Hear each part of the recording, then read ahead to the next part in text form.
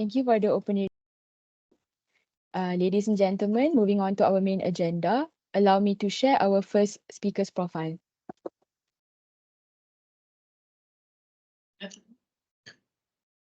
Hi, good morning, ladies and gentlemen.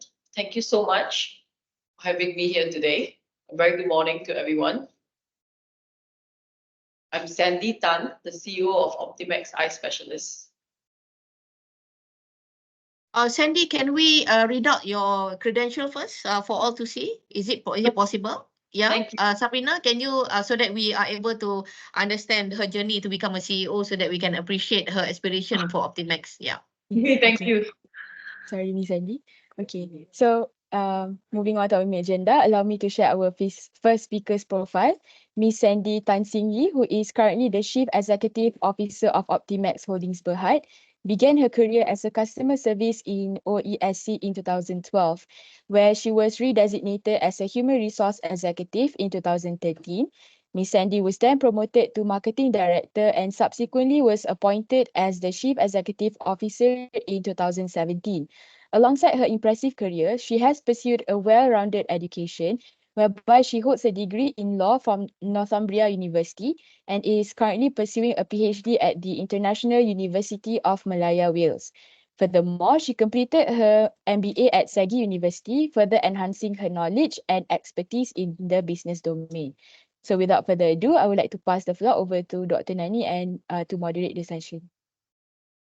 Thank you.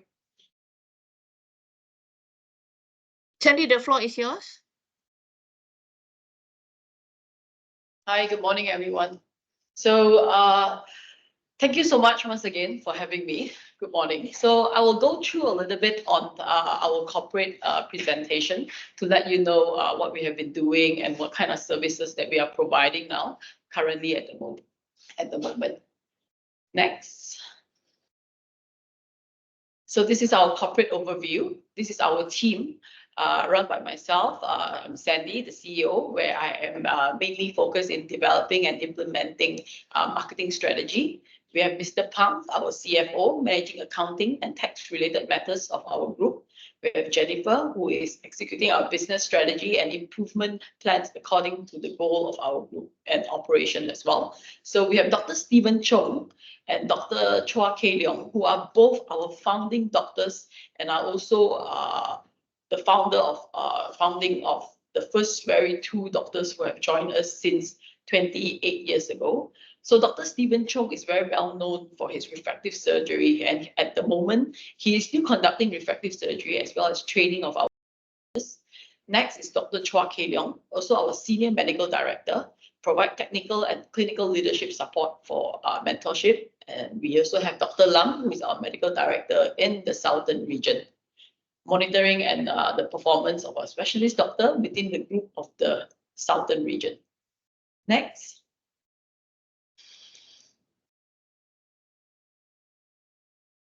So we started incorporated Optimax Eye Specialists back in 1995. So we have already 28 years of track record.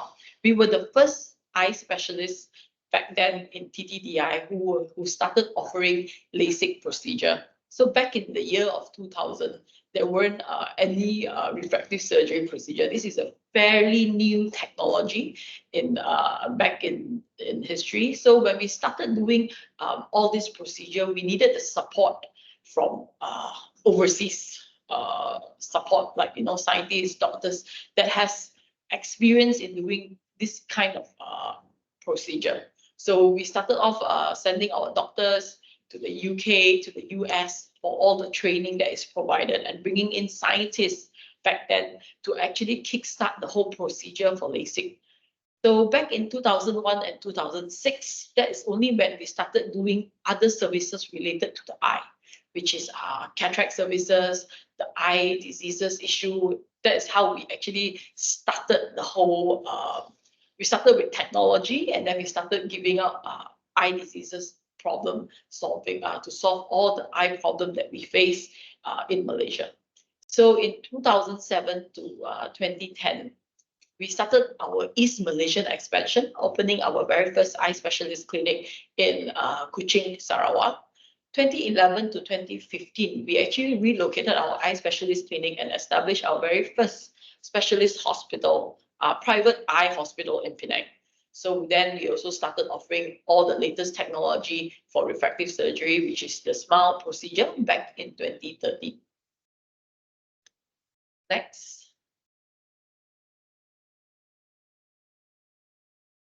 So 2016 to year 2020, we carry out a few acquisitions as part of our corporate Brazilianization exercise and also geographical expansion. So we established two ACC center, which is Kluang Segamat in Johor. So these ACC centers are clinic that consists of operation theatre, where we can perform cataract surgery or any other surgery that is related to the eye. It's similar to hospital, but we call it ACC because we don't do emergency services. So it's not a 24 hours setup establishment, but it's doing like, you know, 9 to 6 kind of setup, and with operation theatre, with nurses, doctors, and all the subspecialties are all within the center.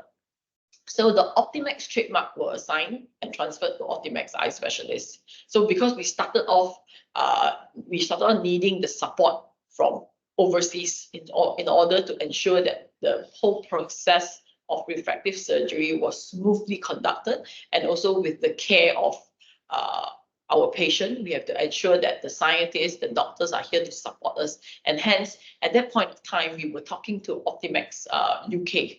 So this is the reason why only back in near to 2020, we managed to get the Optimax trademark that is fully transferred to Optimax Eye Specialist Malaysia. So then we become the sole and exclusive party to entitle the use of Optimax trademark in Southeast Asia. So in 2020, we were also listed on the ACE market of Bursa Malaysia, Security Berhad. So to present, today now, we have expanded additional ACC center in Bahau, Negeri Sembilan, and we were also transferred to the main market of Bursa Malaysia. So in the midst of it, we were also the winner of the Global Health Award Asia Pacific 2020, opened another ACC center and 4 other satellite clinics. And now we are expanding to Cambodia, which is totally out of Malaysia, our very first clinic out of Malaysia, and where we start trading and working in US dollar. So hence, this is also a very good session for us to talk about our Malaysian ringgit, and also how we actually expanding to Cambodia, what are the impacts that has cost to us and also to the in general. So we also acquired license from Ministry of Health into venturing into plastic surgery as well as aesthetic services. And then last year in April, in September, we managed to introduce one of the latest technology that we have in the world today, and is only available with Optimax Eye Specialist, which is the Relax Smile Pro. Next. So a little bit of our business overview. We do have 4 main categories of eye specialist services, supplemented by additional related services. So for eye specialist services, we do treatment of eye diseases and disorder. We do refractive surgery, where we correct vision correction. So there is no need for glasses or spectacles anymore if you have conducted refractive surgery, meaning I will take away your myopic, your short-sightedness within a few seconds of laser correction. And next is we do consultation and dispensary services. Consultation services provided by our specialists, our ophthalmologists, and also our doctors are fully licensed and prescribe and dispense ophthalmic medication as well. And we also do oculoplasty, functional and cosmetic treatment, for example, eyelid and eye bag surgery. So other related services that we have is we are very much focused in eye specialists, eye examination. So eye examination, we are looking at full thorough eye examination, where we highly recommended everyone to please take care of their eyes and do their eye checking every once a year at the very least. And we also have our own food product, which is our marketing of our own brand and food product under the name of Optizentin, where if you were to have it, it's considered one of the superfood to help you with your cell regeneration and also bring in a good metabolism and also help you with the overall health of individual. And also if you have any issue with the eye, with the help of Optizentin in terms of eye health or after surgery, the recovery rate is much faster with the pair of Optizentin. So next, we also have plastic surgery. Consultation services are provided before undergoing any surgery, and we provide both aesthetic and plastic surgery as well. So other things that we were provided was during the pandemic was also the COVID-19 vaccine. Because like I mentioned, we were ACC center, similar to hospital. We have all the specialists and the nurses available. It's just that we are not running 24/7. So we actually, can you hear me? Yeah, so we actually supported the Malaysia COVID-19 vaccination program together with the government. So we also have provide procedures such as Odo-K, Botox, and others. Next. So for plastic and aesthetic, we actually obtain our license for plastic surgery and aesthetic services. So our primary focus will be on plastic surgery. We provide plastic surgery and aesthetic to enhance and restore our customer appearance. At the moment, the location that we do both surgery is in Ipoh as well as in Atria. And this is our doctor profile. Next. Next. Yeah. So at the moment, we have 16 ACC center, 8 satellite clinic, and 1 specialist hospital.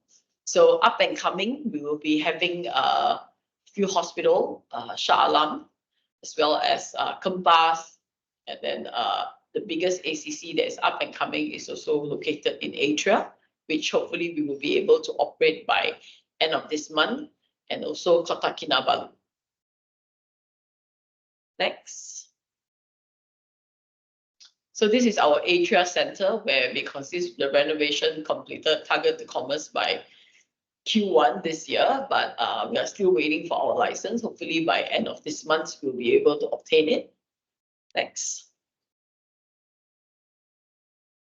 This is our KK-ACC Center, whereby we are targeting for operation for Q2 this year. All the renovation is completed. Now it's only waiting for licensing in order for us to carry out our services. Next. So this is our Kempas Eye Hospital. Construction expected to be completed by Q3 2024 this year, and we will be, hopefully we can start operating in 2025. So this is one of our aim to capture and cater the expected increase in demand on eye health treatment from our neighboring country like Singapore and Indonesia. That is where medical tourism will be coming into Malaysia for treatments and also medical health screening. So this eventual completion of Johor Bahru, which the Singapore RTS should will increase the demand of eye treatment services due to the improve of traveling convenience from Singapore to seek treatment in JB Malaysia. So the RTS is actually will be stopping right in front of this Kempas Eye Hospital. And this Kempas Eye Hospital will be at par with SNEC Singapore. Next. Setia Alam Hospital, up and coming, managed to operate a full eye specialist center, which is designated by Cellgate Group of Hospital, and we will have the exclusive basis to run their ophthalmologist department. Next. So beyond Malaysia market, we are now embarking into Cambodia and Vietnam as our priority expansion targets to take full advantage of the rapid increase in demand for LASIK procedure as well as cataract procedure. So we aim to be a globally renowned in the space rather than just a well-known brand locally. So potentially create opportunity to not only sell current services to new customer base, but also to invest and introduce new product services, which could relatively be new to our target. So this is our Cambodian first out of Malaysia clinic. So Cambodia is one of our major venture outside Malaysia, and to take full advantage of the rapid increase in demand of eye treatment, procedure in Cambodia, because at the moment there isn't such a setting of eye care and also technology-wise for refractive surgery as well as for cataract services. The technology is not yet available in Cambodia, and we are the first to actually introduce these services in Cambodia. Increased influx of Cambodian citizens flying to Malaysia to get their eyes treated at the moment now in Optimax. So Cambodia Clinic will be an ACC center. It's actually located within the Exchange Square of Phnom Penh, offering a full spectrum of services equipped with all our latest technology, and also to be fully functioned in early 2024. At the moment, we have started seeing patient and getting patient in, and also we are completed our renovation, and now we are still pending for the arrival of our machine. And once the machine is there, we will be able to kickstart our services already. So in Cambodia, we will be trading in US dollar, like we were mentioning earlier just now, the expansion for the ringgit and also the US dollar. Next.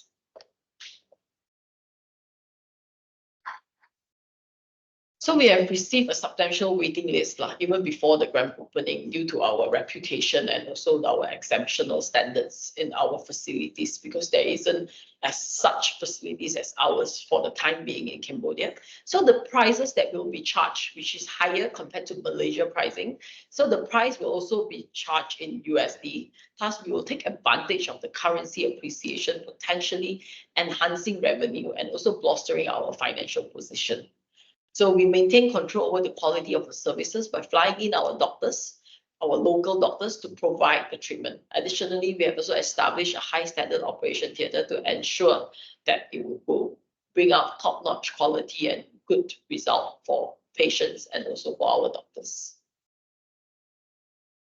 Next, so key investment highlight, we have a growing network of eye specialists across Malaysia and venturing regionally. We have also expanding our talent pool of eye surgeons, pacing with the advancement of new technology, wide range of services, which is the first provider of the Relax Smile surgery back in 2023. And now we have all 4 generations of surgical equipment that's available under Optimax, and hence this got us the Malaysia Book of Record recognition. And also our latest technology investment, which is the Relax Smile Pro procedure, where it's so new in the market that only certain countries are running the Relax Smile Pro procedure that is available in like the Europe, the UK, and also in US and Malaysia. Is the very first Relax Smile Pro machine that came in back in September. And the numbers are doing really well, and people are really accepting technology and understanding technology. So we are also going grassroots level through children vision and eye care, whereby we can control, because of technology today, we are trying to control the children vision to provide them with a properly care for their eye. So data collection over the years will also allow us to have better advice for children eyesight as they grow up. So we also have transparent pricing and patient education. Next. So awards and recognition that we have gotten through the years. We have the Global Healthcare Awards, Baby Talk, Golden Bull, Malaysia Health Wellness Brand Awards, as well as from awards from Zeiss, Carl Zeiss from Germany, and also the Malaysian Book of Records. Next. So the stronger impact for Ringgit Malaysia, appreciation of Malaysia Ringgit will of course benefit the healthcare provider like us in terms of purchasing medical devices. See, we purchased our medical devices from Euro, and everything was in Euro. So everything is ×5. So medical devices constitute one of the major costs and components in Optimax, within Optimax. And the latest technology and medical equipment are all truly imported from foreign country. So enable aggressive expansion and also increase the ability for us to serve our larger population and also to bring in what's best to Malaysia. So the robust demand for health tourism, regardless of the appreciation of Malaysia MYR. MHTC, the Malaysia Healthcare Tourism, has projected RM 2.4 billion from healthcare for healthcare tourism. And Malaysia is positioned as a leading destination today for affordable world-class healthcare services. If they walk into any eye specialist clinic in Europe, in UK, in US, and today, we are actually at par as them, even Singapore. Like, you know, if they have the Relax Smile machine, which is one of their top tier refractive surgery machine, we are actually at the same level. And yet, when we purchase the machine, we are purchasing in euro, in US dollar.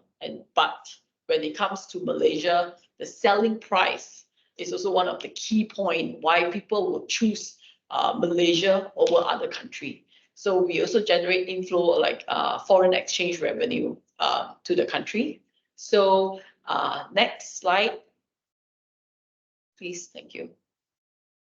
So look at our average price. You see for Relax Smile pricing in Southeast Asia, this is the current position. I'm talking about dollar to dollar. So from Thailand, but they are charging 19,500 for the both eye treatment for Relax Smile. Yeah, Singapore 18,600, Philippines 11,000, Indonesia 11,000, and Malaysia we are doing it at 10,800. So this is where we can actually attract, you know, the lower price in comparison to our neighboring countries. We can actually attract more foreign patients, and also the ratio of revenue from foreign patient increase in Optimax from 5% to around 10% today.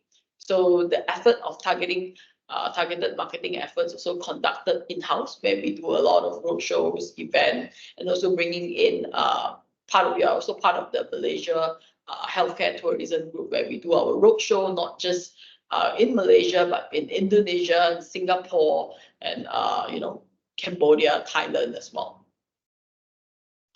Next. Thank you very much. So this is my go through all. Let's have a Q&A session. Thank you. Can I pass the floor back? Hi Sandy. Let me kickstart on this. They will. I think there could be some question later. I will check on this. Yeah. Okay. How does it really hurt that much with ringgit is so low now? I mean, to your financials. I would say it's a little bit of a pinch when we started expanding to Cambodia, because everything in Cambodia is US dollar. So when we set up the renovation cost, the rental, everything in USD. So the feeling of the pinch is there, but because we are also will be selling our procedure in US dollar. So for the time being, we believe that with the amount of patients that are coming in, we already have quite a fair bit on waiting list for the machine to kickstart our procedure. We believe that it will be pretty much, you know, you spend in USD and you are getting your return back in USD. Shouldn't be a major problem for the time being. In terms of now the government is encouraging what they call medical tourism. Now that ringgit I would say competitive at 4.74, you know, a low of close to 4.80. Have you seen the influx of Singaporean seeking what they call services in your company? Yes, we do, especially on our southern region. In our JB center, we have seen quite a fair bit of Singaporean patients coming in for surgery, for refractive surgery. And been through the months since, especially since after the MCO. After the MCO, can you can you give that in percentage? You see that you know, increase of 20%, 30%, 40%, then we know that okay, ringgit is really playing a big role in this. So for our JB side, I think we have increase of at least from the pool of our patients, I think we have a good 30 to 40% of them are Singaporean or Malaysian working in Singapore. Oh, how about other countries? I mean, maybe they're taking advantage of, I was told that because of ringgit is so competitive, there's a lot of foreigners seeking cardiovascular services in Malaysia. How about other countries? I mean, Singapore is on here, That we which have, is, oh, yeah. correct, currently is our northern region where we are getting a lot of patients from Medan. And for our KL side, most of the patients are coming in from Jakarta. Jakarta. Is Yes. this because of the currency, you think, or is it because of the quality of services that you are giving? Which one I is think it? Do you both. think? I think both. First, the quality is exceptional because you see, if you can walk into any clinic, like I mentioned earlier, because we are using the same type of machine, which is this, for example, I would say the Relax Smile machine is from Zeiss, and Zeiss is from Germany, and that is one of the top machine that's available now in the world. So if they Mm. were to walk into this kind of eye specialist setup in Singapore and in Malaysia, we are both using the same machine, but the price that they pay is a fraction of the 30% difference between Singapore and Malaysia. So why would people still want to go into Singapore for this procedure where they can actually enjoy our medical tourism in Malaysia, not just our medical healthcare, but also tourism and also our, not to mention our Malaysian hospitality in terms of our food and our culture. I think this will also bring in a more advantage for our guests and our tourists that comes into Malaysia to seek medical health treatment.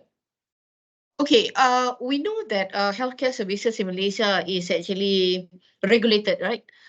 You can't simply charge and things like that. So, given that ringgit is actually, has been dropping from 450 to 470 now, can you pass the cost to consumers?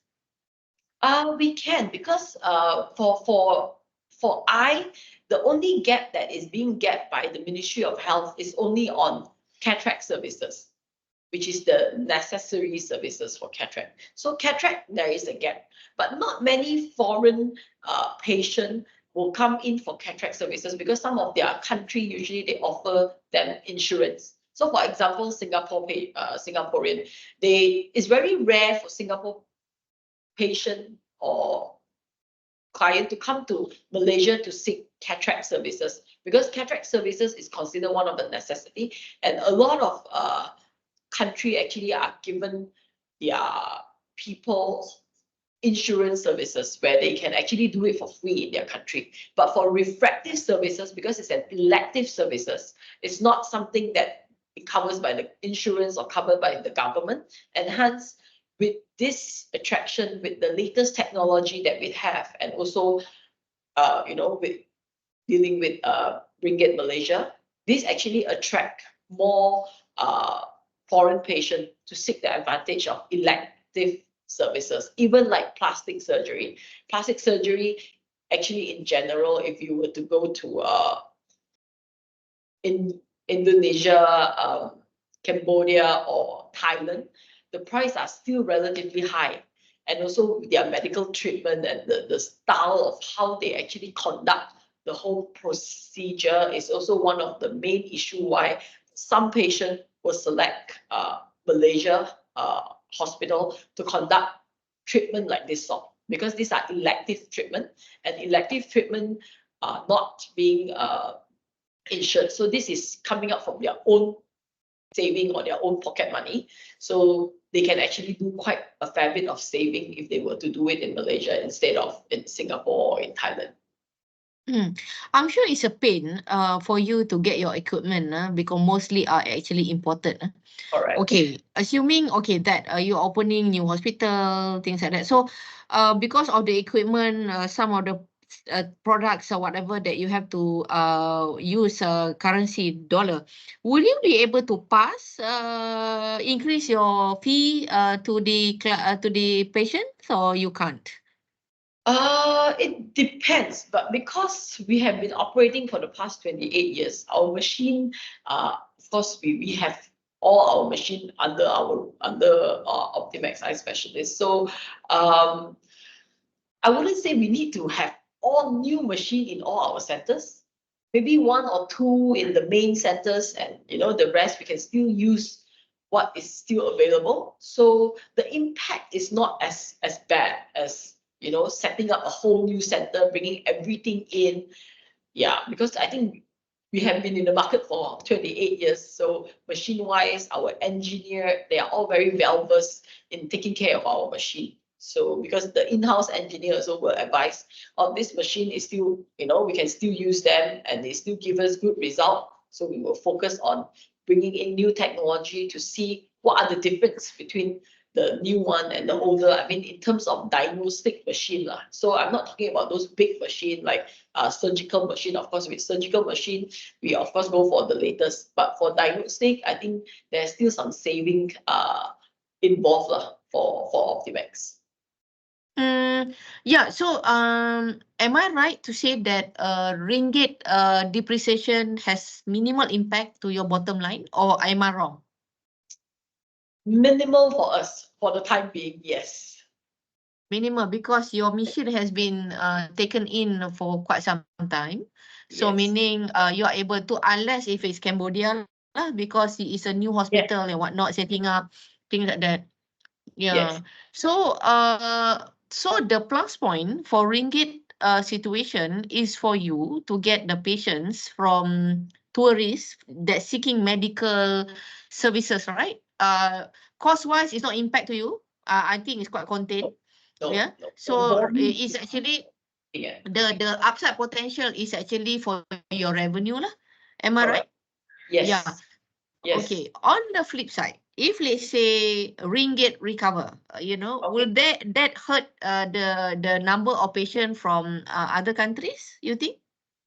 Maybe we wouldn't be that cheap anymore, but when we purchase machine, we will be so painful. Yeah. Do you think that would affect, let's say ringgit, let's say we just assume four ringgit per dollar. So you think the tourism, medical tourism will be slower lah? You think? Will there be an impact? Or it may not, because it depending on, like, you know, once we started medical tourism, like how we have started since earlier on the days of 5 years, I'm talking about 10 years ago, the patient will always come back when they are comfortable with our doctors. So sometimes when it comes to medical, yes, the price may play certain role in attracting foreign patient into Malaysia, but when they have good results, for example, my parents came in, they are both Singaporean and they have really fantastic result in Malaysia. Why not? You know, they will bring their children. This is how actually when it comes to medical, it's also a lot on word of mouth, a lot of result based, and also very much on the quality healthcare that we are providing in Malaysia and the standard that we are giving as a Malaysian healthcare provider. I think that is one of the major impact why foreign patient or even our very own people are still coming in to see certain doctors and to come into Optimax for their eye care treatment. Let me understand slightly a little bit more. We are familiar with healthcare sector, but then again, eye specialist is slightly different. Elective surgery, there is no regulated pricing, or is that regulated pricing? I mean, No. if elective or mandatory? No. For elective, no. Elective is consists of cataract, some more? No. Cataract is under pricing control. So for Under elective, pricing control. it's like plastic surgery, refractive surgery, whereby it's not needed. It's not a necessity, but it's an added value or added advantage. That is not regulated. No, it's not. Okay. Can we know what is regulated for when it comes to eye specialists? Cataract is regulated, glaucoma, vitreoretina, all these eye diseases related surgical are actually being yes. Yes. Regulated. Okay. Yeah, so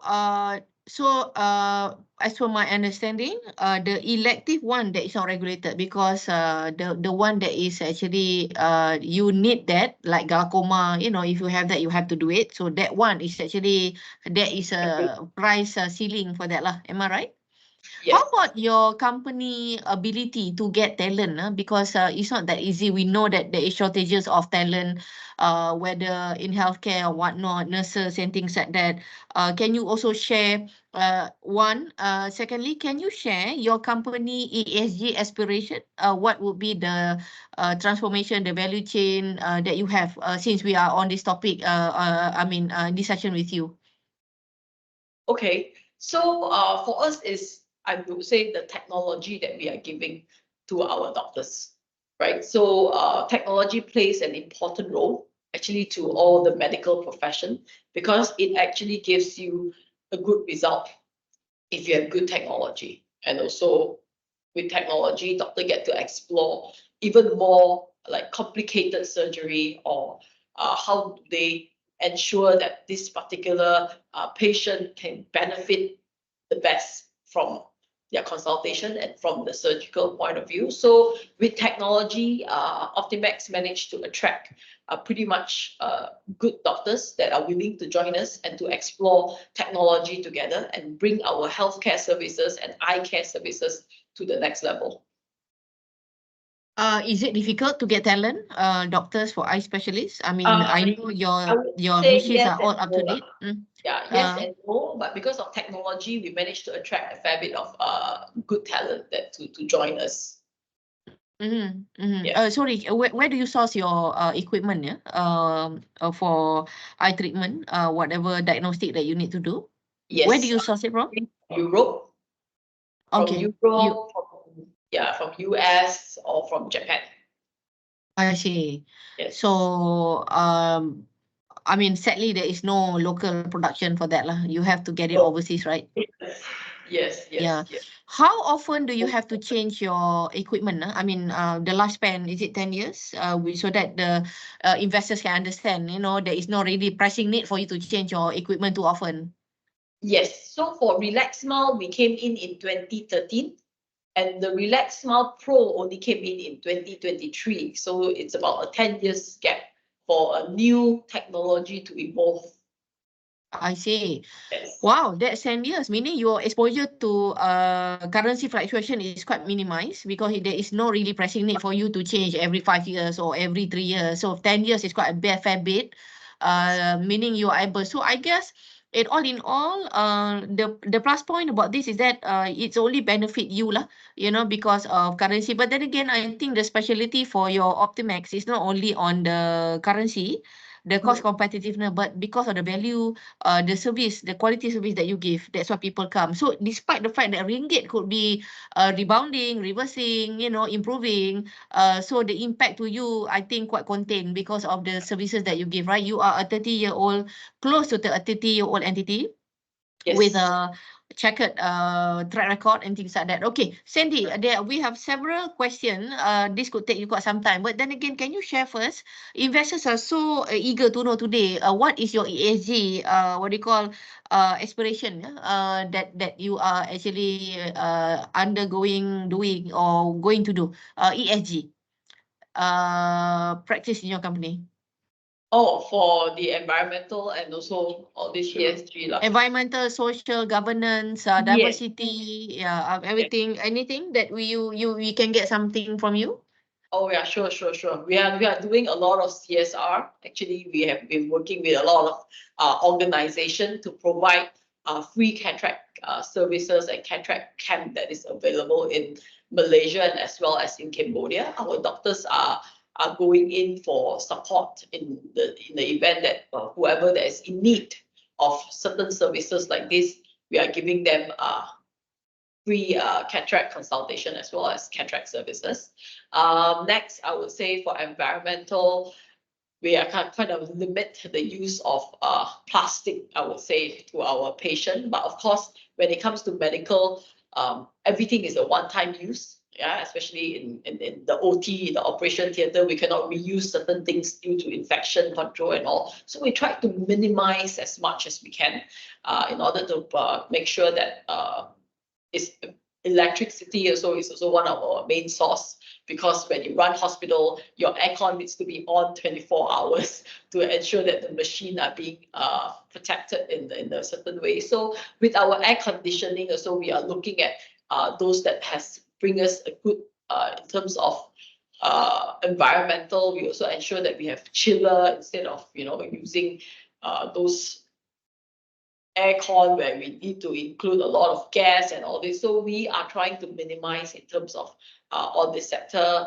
Plastic usage is also something that we are totally out from our clinic. Nothing plastic within the operation, in the meaning that within the patient and Optimax. So besides the plastic that is being used in the OT, but out from the OT, everything is no plastic.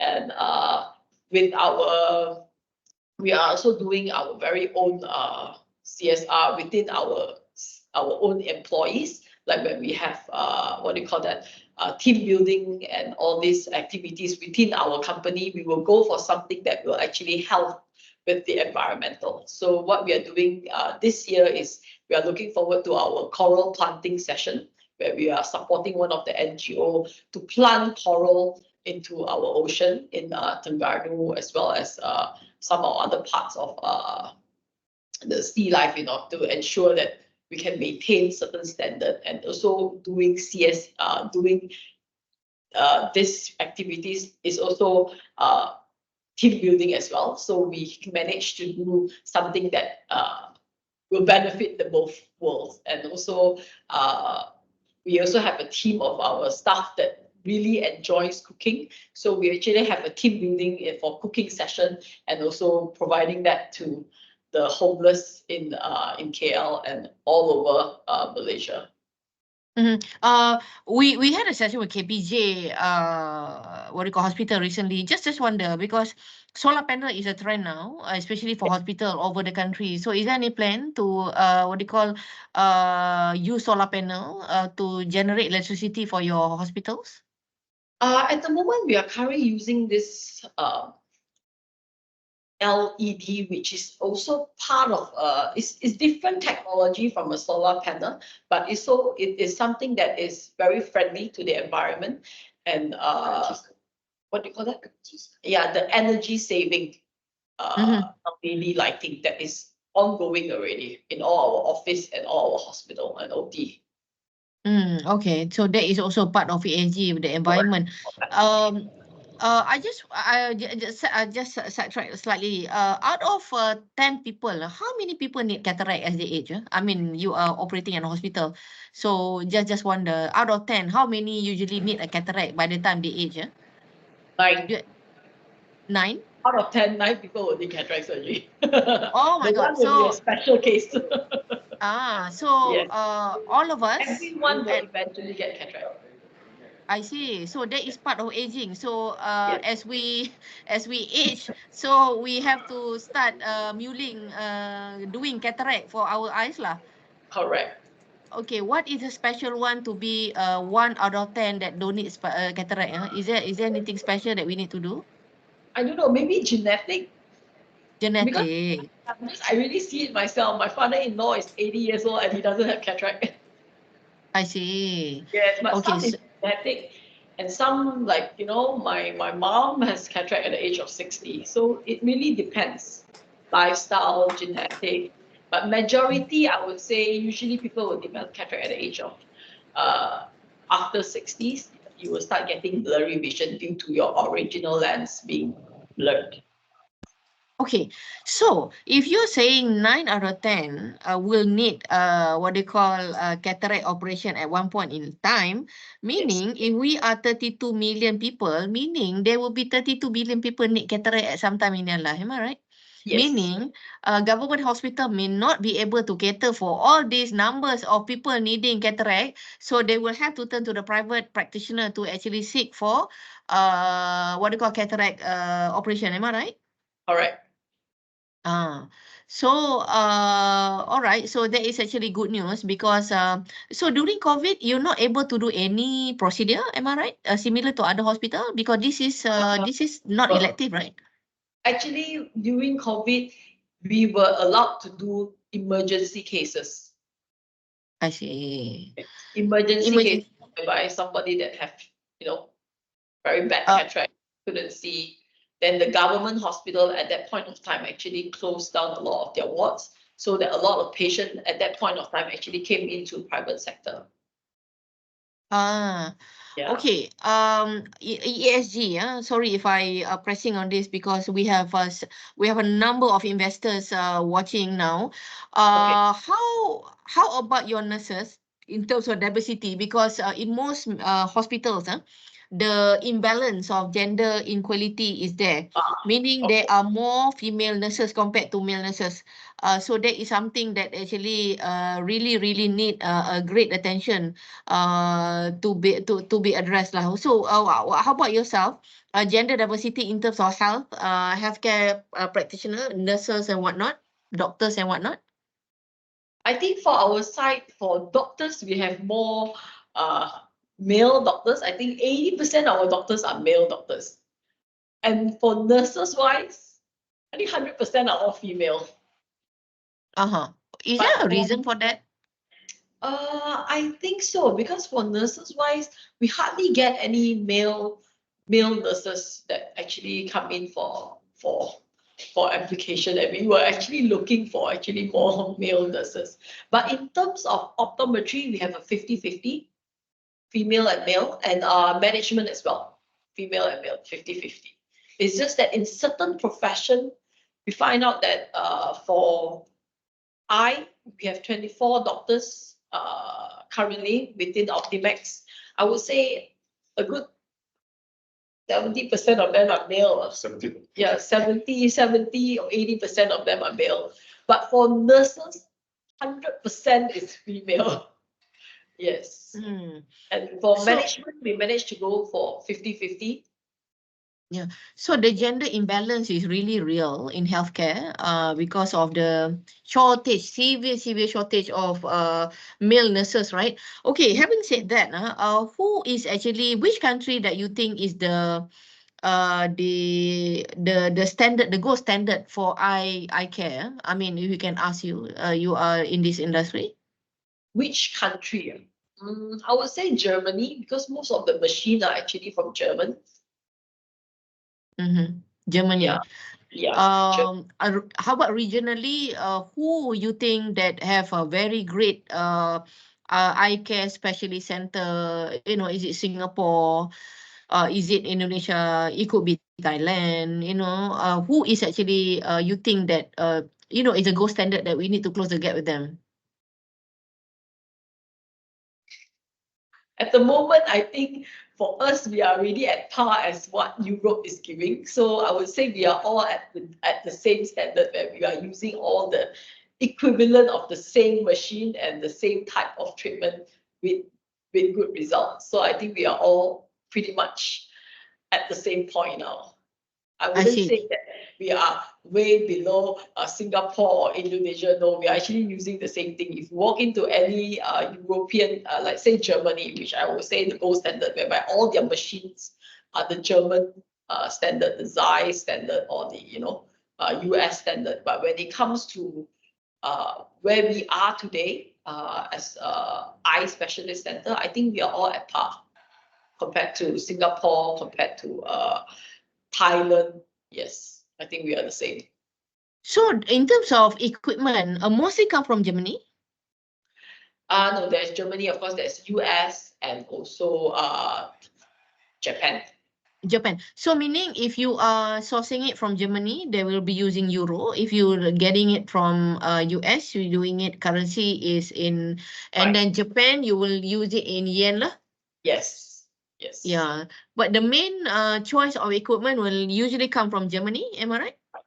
Yes. Usually Yeah. from Okay. most- Some of the clients would like to know, how do you do R&D? R&D, I mean, for your company, is there anything that you embark on R&D?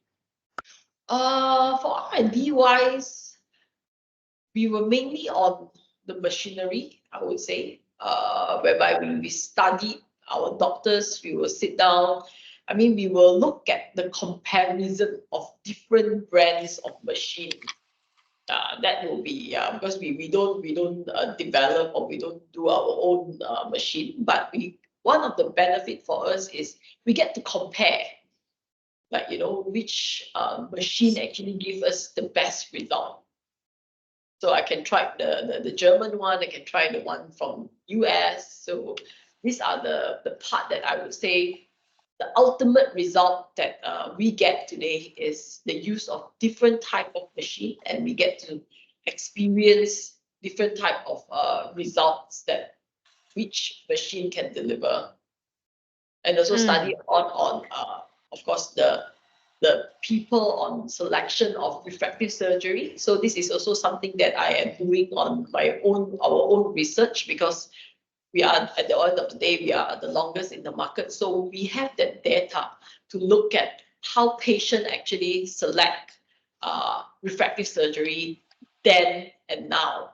So what are the impact that are giving? So this is actually on my own now when it comes to all this type of research. That's why I'm doing my PhD now in terms of refractive services. You you ventured into Cambodia. Yes. So Cambodia, okay, we would like to know slightly more on that, because Cambodia population is half of Malaysia. Yeah, it's only about 17 million like that. Malaysian population is about 32. Is it because of, okay, what can you enlighten us the reason behind the move to venture or to expand into Cambodia? Sure. So actually it comes because of MCO. So during the MCO, when we were involved in the vaccination program, we actually have a few Cambodian doctors that Malaysian that are working in Cambodia, but they are Malaysian doctor that are back in Malaysia due to that period of the lockdown. So we actually have them as our doctors to help us with the vaccination program. So because of this, we built a relationship with them.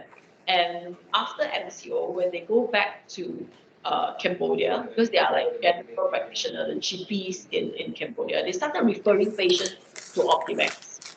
So when this happened, right, we see a fair bit of Cambodian patients that are coming back to us on, you know, more and more patients are coming in, starting from 4 patients, 6 patients. Now we have an average of 30 patients from Cambodia that comes into Malaysia for medical treatment, because they do not have that in their country. And it's either Malaysia or they go to Thailand or Singapore. So a lot of them, when they found out about Malaysia and they came in and they actually experienced the services and the result, now we have a bit of patients that are coming in on a monthly basis, and they come in groups. So we have about 30 over Cambodian patients, and this is how we actually think that, oh, why not we just set up something in Cambodia when there is a need, there is a demand for eye health services in Cambodia. So this is how we actually started, due to our own patient flow that are coming in from Cambodia. And now they are so excited and happy that we are in Cambodia. They are referring patients. And even before we start operating our services, we already have 20 patients on our waiting list. Is it because of the healthcare sector in Cambodia is not really that developed, that actually there is a opportunity for you to, jump in? Yes, Could it be? yes. Opportunity is now, I especially see. healthcare services, yes. Yeah. What will be your growth plan for Malaysia on that score? As in for Cambodia? Malaysia. For Malaysia, the growth plan, we are expanding, not just into Cambodia, but also in Malaysia. Geographically, we are covering maybe the whole of Malaysia, and also bringing eye healthcare to somewhere that is convenient for our patients within residential area. So we are setting up a lot of optometry clinic. So with optometry clinic, we hope that we can provide our community and our people a good eye healthcare checkup and diagnostic, so that everybody gets to have a very because now you see our lifestyle is also part and parcel. We have to use our iPhone, iPads, and laptop everywhere we go. And the next generation is, they are already fully glued towards their iPhone, especially the younger children. So we are trying to make an awareness, and also to ensure that the children are taking care of their eye health. And hence we are setting up more optometry clinic to help parents and children to ensure that the safety of using all these devices, and also the care of their eyesight is also very important. And hence, moving forward, growing in Malaysia, not just in terms of clinic and surgical, but also the next generation is something that we are looking at. Can you share how many what do you call a clinic that you plan to develop in the next few years? Could it be in every daerah in Malaysia, or every district in Malaysia will have one, or Yes. what will be the plan? We are actually going towards that direction now. Every district will have an optometry clinic within Malaysia. We set up 10 optometry clinic last year. So this year, moving forward, we are very selective on which area that is suitable and also convenient for our patient to seek eye checking treatment for themselves and their family. Yeah. So last year 10, totaling now, how many clinic you have? Now total we have 24. 24. So Yes. next year your plan, and the next few years, every year would be 10, 10, 10? No, we don't do that. We go on whether we can find good quality doctors and good quality of optometry before we decided where to go. I see. Honestly, the most important is the profession. We need the doctors. If we have good doctors that are willing to join us at this particular location, then we will set up. I see. Having said that, your license as a healthcare services, is it renewal every 5 years, every year, or every 10 years? Can we understand on that? Yes, every 5 years they will come in and do an inspection. I see, every 5 years. So the Kementerian Kesihatan will come and do the due diligence lah. Right. Yes. Yeah. So they will come and check all the hospital, or only one, the HQ, or how? Every ACC center they will come. I see. So there is no shortcut to that lah. They will check and everything lah. Yeah, but which is a good thing, so that we maintain our healthcare standard as it is. Yeah. Any plan for you to penetrate other countries, say a neighboring country, Thailand with 80 million population, Philippines 60 million population, much bigger compared to Malaysia. Any plan for that expansion? Yes, we do. Actually, the next one we are going in is Vietnam, and maybe Medan in Jakarta. I see. How soon is that? Within the next 5 years? Within this year. Oh, okay. That's great. Yes. So We are already So on that score, when you are venturing into Indonesia and also Vietnam, can we know the currency that you charge? I mean, we know that Indonesia could be rupiah, but how about Vietnam? Would that be dollar, or would that be their dong? Vietnam dong. Dong. Yes. I see, dong. All right. So that would be some exposure to you lah, because the medical equipment will have to be new, right? Yes. Yeah. How about And Indonesia? we are not allowed to bring our machine to Vietnam. Oh, okay. Yes. How about Indonesia? So for Obviously. Indonesia, what we have in plan is we are planning to set up optometry clinic. Instead of setting up a OT with theatre, we are planning to set up optometry clinic to bring patients from Indonesia, Medan to Malaysia. I see. Yes. Okay, just one or two question left. How challenging it is for your company to handle the fluctuation in ringgit? So, but is that really not a big issue to you, because the cost every 10 years only you change your equipment, is more to the ability to predict accurately, because you are also getting your revenue in dollar in what do you call Cambodia, right? Yes. So how challenging it is for you, given the fluctuation in ringgit? Ringgit could be 471 today, tomorrow 465. How challenging is it for you?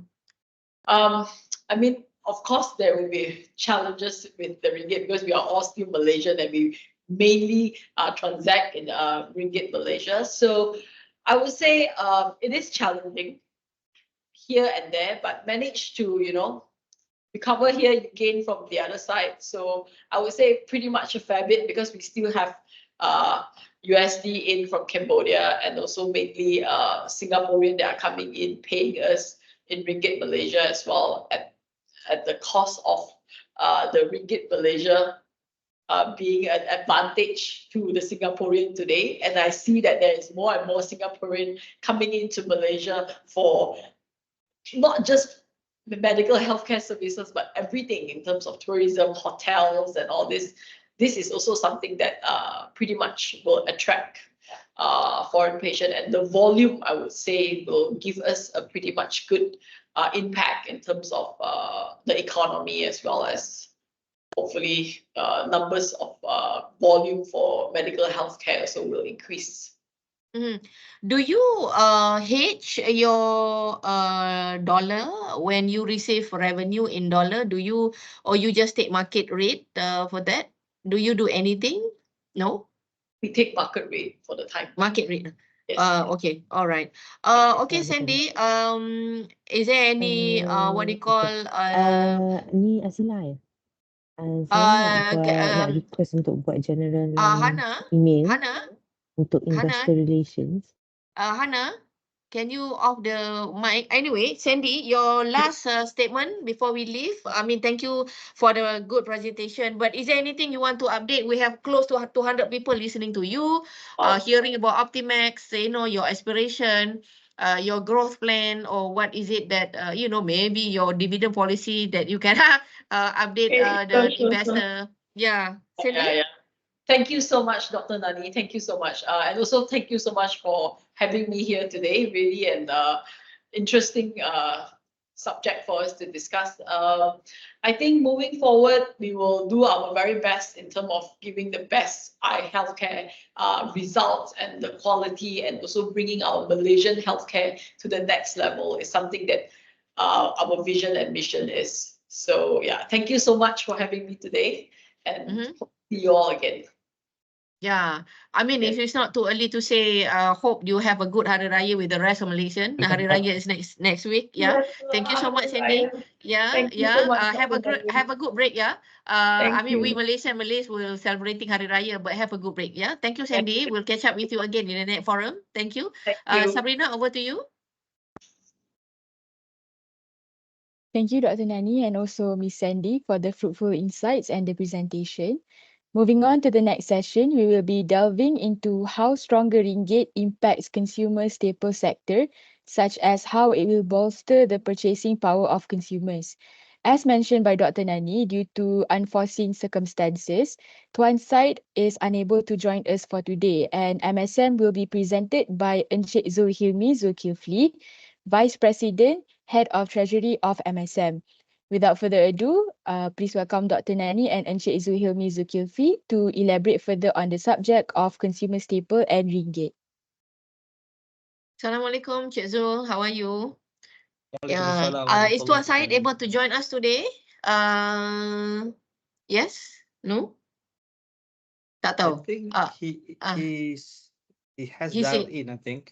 I see. Okay. Probably Always later during great. the Q&A. Always great to see MSM, our partner. We hope that we know that ringgit has a large bearing because you also you import your raw material. Tetapi positively, we are actually predicting ringgit to recover to 445 by the end of the year. So I think we have close to 200 people listening to you. What would have that an impact, or I'm sure they want to know kalau volatility in ringgit, how do you manage that in terms of financial, in terms of your revenue? Would there be any natural hedging? So Encik Zul, the floor is yours. I will be moderating on the Q&A later as well. Over to you, Encik Zul. Okay. Thank you, Dr. Nani. Bismillahirrahmanirrahim. Assalamualaikum warahmatullah. And a very good morning to everyone who's in the webinar. First of all, on behalf of MSM, I would like to thank BNB Securities and Bank Islam Group for inviting MSM to share our thoughts, our experience in managing currency fluctuations in our operations, in our business. And second of all, I would like to apologize on behalf of Tuan Syed Faizal, our Group CEO, as he is unwell. And hopefully in the next couple of slides, we will be able to share what we know, what we be doing in terms of effects, especially Okay, before I begin with the slides, I would just like to share with you a bit MSM at a glance. For those who might not be familiar with MSM, I'm sure that you will be familiar with the brand Gula Prime, as we have been in the market. We have been sweetening your lives for the last 50 years. In fact, the first refinery in Prime was first set up in 1959, and it was officiated by the late Tunku Abdul Rahman. We have two plants, one in Prime and one in Johor. As I mentioned, Prime has been in operation since 1959, and the latest sibling, the other refinery in Tanjung Lasat, Johor, came into operations commercially in 2019. Overall, we have about 2.05 million production capacity annually. And we serve the Malaysian market. We control about 60% of the domestic market share. And we supply to more than 300 wholesalers. And we serve also large MNCs, the likes of FNNs, Coke, Nestle, you name it. And in terms of our manpower, we are about 1,200 employees strong. And we are owned 60%, JLC owned. Our main parent is FGV Group.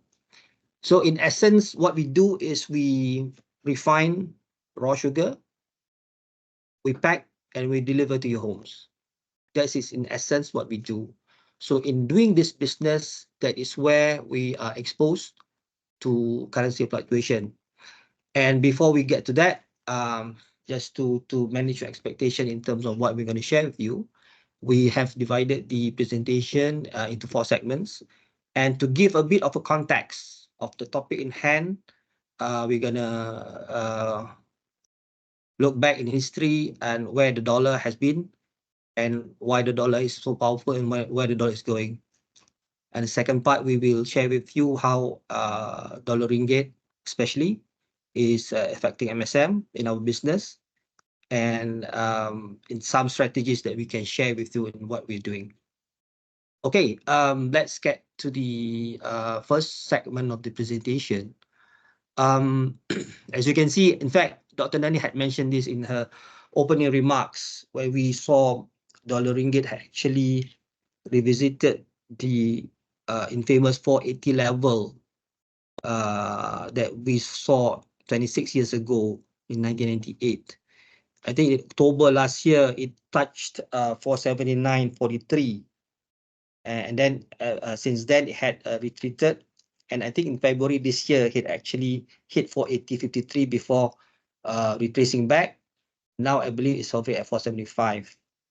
That's dollar ringgit for us, like it or not. Nonetheless, we believe that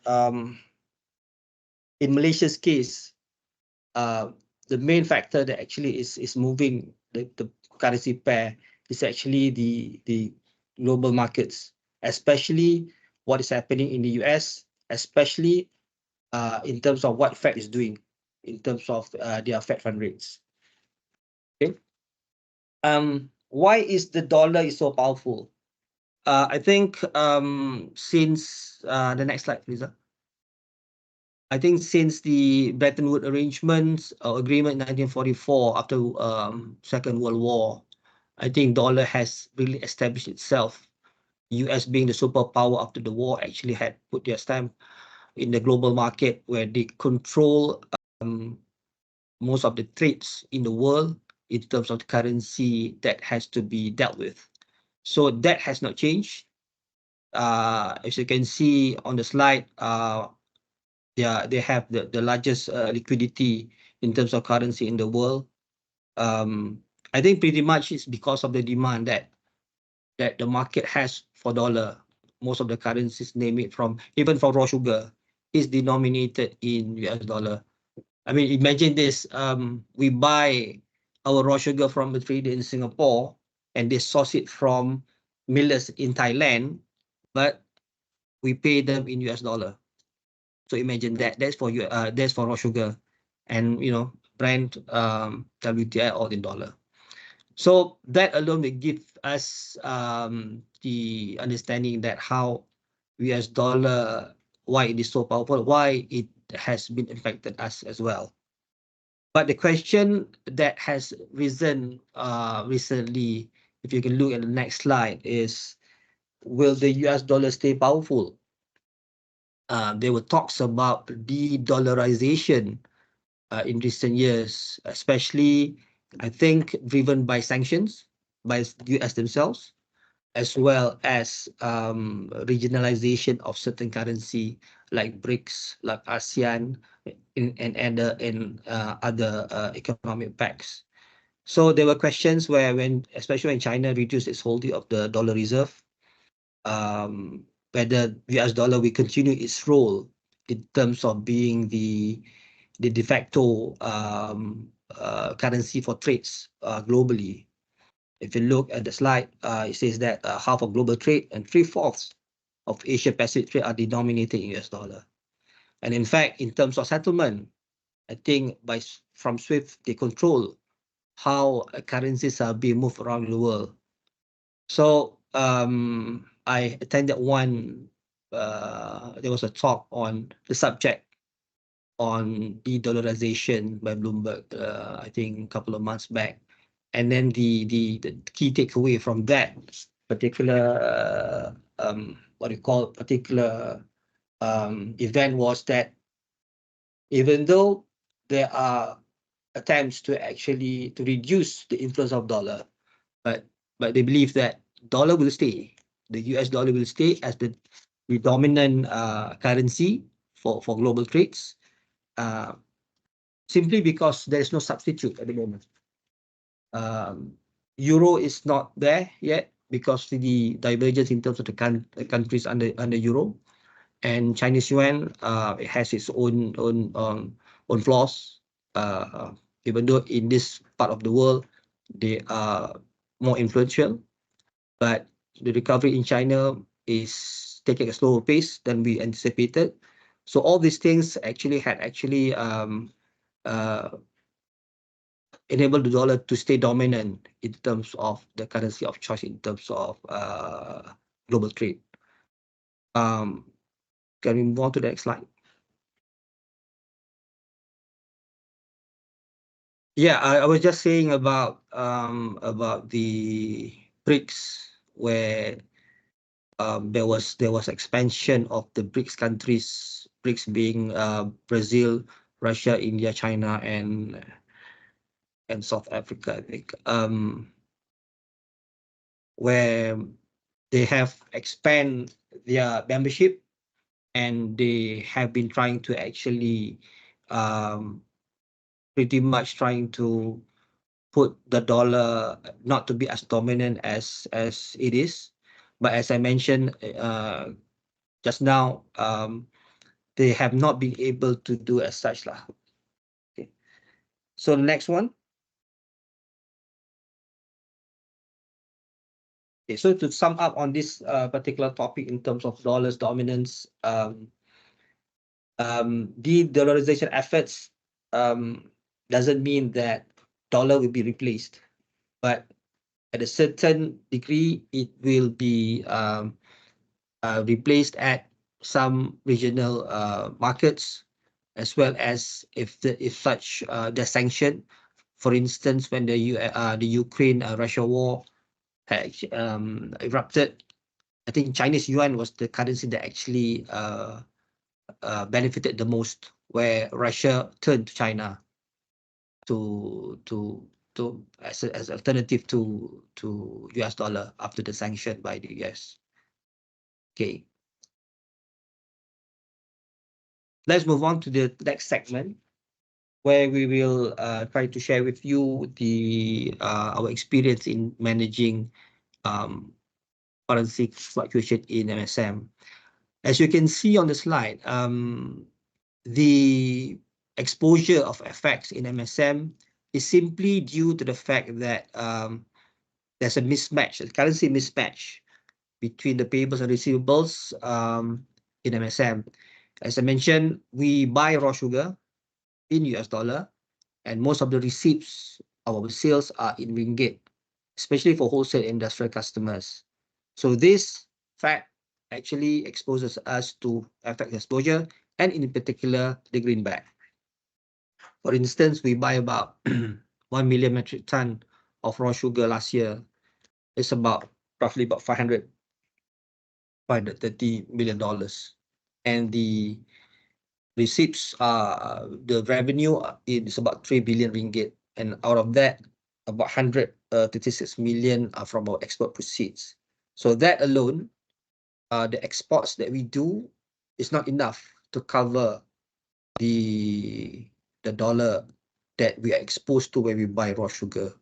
So that is in essence tells you how we are exposed to dollar ringgit movement.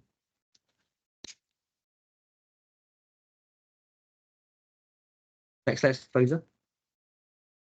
Now we will share with you how the weaker ringgit does impact MSM.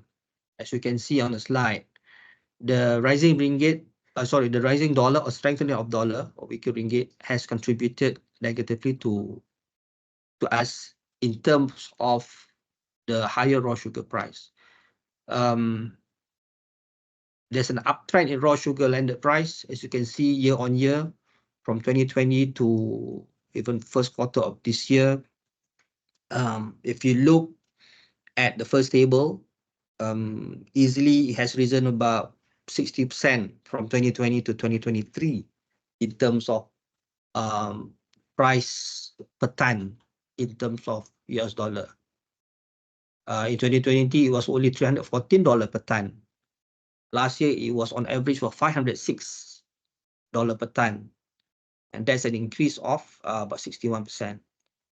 If you look at how that's been translated into ringgit, interestingly, the jump is more than 60%. In fact, it's about 83%. If you look at in 2020, it's 1,267 ringgit per ton, and last year it shot up to 2,323 ringgit per ton. So I think we can deduce from here is that how ringgit, the dollar ringgit, or the FX currency fluctuation or currency movement had actually impacted us in terms of the cost of raw sugar they have to pay. And this increase in raw sugar prices partly contributed not only by dollar ringgit, but also by the movement in the New York 11. New York 11 is the futures price for raw sugar. It has been trending up, even though recently, especially the start of this year, it has retraced back about 22 cents from 26, 28 cents per pound. But the market outlook for this year, the market expecting the raw sugar market to be in deficit, which means that later on during the year, we are expecting further up north of the New York 11 prices. As well as freight charges. Freight charges also come into the picture, affects us in terms of the raw sugar that we pay. And of course, the highlight of the day is we want to focus on how the weakening of the ringgit actually impacted us in terms of the cost that we have to pay for raw sugar. So in essence, from this slide, you can see that how much dollar ringgit has impacted us in terms of the cost that we need to pay. Because raw sugar prices or raw sugar costs constitute about 70 to 80% of our overall cost in terms of the business. Okay. Let's move on to the strategy that we employ at MSM to mitigate the FX risk that we have. MSM has always taken a prudent approach in terms of FX risk management. We believe that there is no single tool that actually is sufficient to arrest or to mitigate this risk. So it is a combination of hedging tools, from FX instruments to government policies and measures. As you can see in the table, how MSM's business is being segmented is in these three forms: in wholesale, industry, and export. So all these three segments would have its inherent risk in terms of as far as FX is concerned. As you can see, just to give a number for you to chew on, in last year 2023, our wholesale segment counts about 35%, industry 40%, and export about 25% respectively. So it gives you in terms of how much that is in dollar terms, at which this is based on how much raw sugar that we need to buy. So for each segment, we will employ different hedging tools to actually mitigate our FX risk. For wholesale, we will be using spot as well as forward contracts, FX forward. We do hedge our position based on our readings, based on our position, based on our anticipation of where the ringgit is going, and based on what we want to achieve in terms of the business. So